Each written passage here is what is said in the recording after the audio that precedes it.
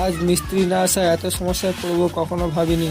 বন্ধুরা, আমি সুমির চাইছিলাম সবাইকে। আজকে আমি সকালবেলায় উঠে চলে এলাম খামার দিকে ওয়েদার চেক করতে। এসে দেখি আকাশ পুরো পরিষ্কার আর অনিতা এখানে খাওয়া দাওয়ার ব্যবস্থা করছে। আর আসতে না আসতে অনিতা আমার হাতে ধরিয়ে দিল টাকা দোকানে সদা করার জন্য। কি করার আমিও চটপট চলে গেলাম দোকানে। আসার পথে দেখি আমার বাড়ির অবস্থা খুব খারাপ। আর কিছুদিন পরে বর্ষাকাল চলে আসবে। তারপর আমিও দুটি পান্তাভাত খেয়ে বেরিয়ে পড়লাম আমার দ্বিতীয় বাড়ির উদ্দেশ্যে, মানে আমার শ্বশুর বাড়ি। তার আগে সেলুনে গিয়ে চুল দাড়ি কেটে একটু ফ্রেশ হয়ে নিলাম। তারপর দ্বিতীয় বাড়ির নীল টাইন ঢালাইয়ের জন্য রিং আনতে চলে গেলাম। সেন্টারিং আগে থেকে হয়েছিল।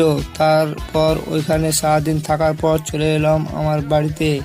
একটু লম্বা হয়ে শুয়ে পড়লাম। 7 দিনের পর একটু শান্তি। তারপর দিন আবার খাওয়া দাওয়া করে বেরিয়ে পড়লাম ঢালায় জল খাওয়ানোর জন্য। বন্ধুরা, ঢালার ভিডিওটা করা হয়নি কারণ আমি সেদিন কাজ করতেছিলাম, ওই জন্য। অবশেষে দেখো আমার বাড়ির ফাইনাল লুক। এখনও বাড়ির অনেক কাজ বাকি আছে, সেগুলো দেখতে চাইলে আমার প্রোফাইল যে ভিডিওগুলো দেখে আসতে পারো। আর কমেন্টে বলো ব্লগটা কেমন হয়েছে।